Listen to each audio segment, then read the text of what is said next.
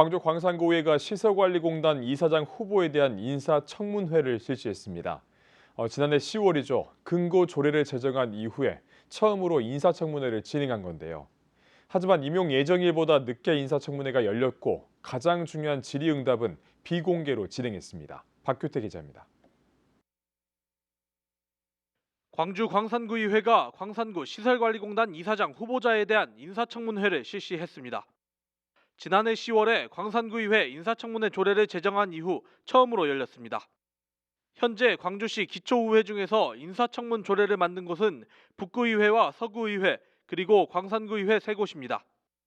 광주시 5개 기초의회 가운데 가장 먼저 인사청문회를 진행한 겁니다. 양심에 따라 숨김과 보탬이 없이 사실 그대로 말할 것을 맹세합니다. 2024년 7월 31일 광산구 시설관리공단 이사장 후보자 임명일.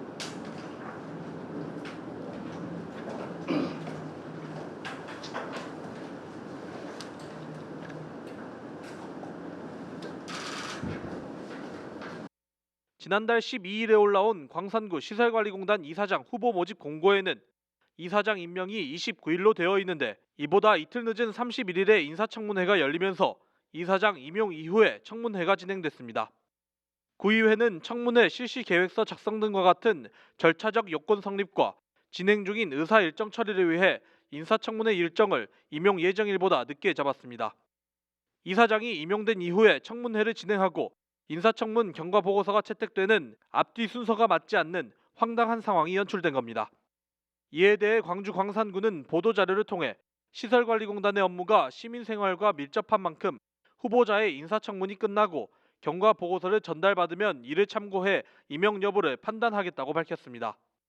문제는 이뿐만이 아닙니다. 인사청문회는 공공기관장 임명 과정에서 투명성과 책임성을 높이기 위해 마련된 제도로 시민들에게 후보자의 직무 적합성을 알리는 중요한 제도로 여겨집니다.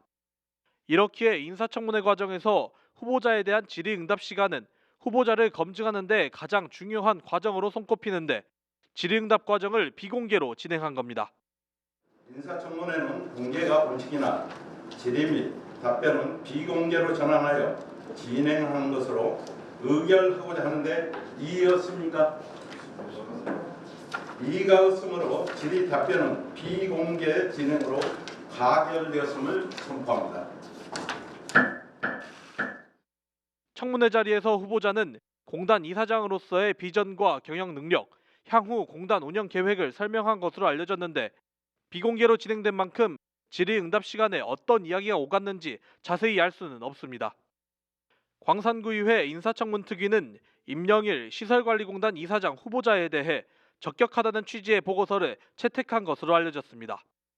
그동안 광산구 시설관리공단을 둘러싼 잡음과 논란으로 인해 이사장 후보자에 대한 관심이 높은 상황에 인사청문회가 비공개로 진행되면서 깜깜이 청문회라는 비판을 피하기는 어려워 보입니다.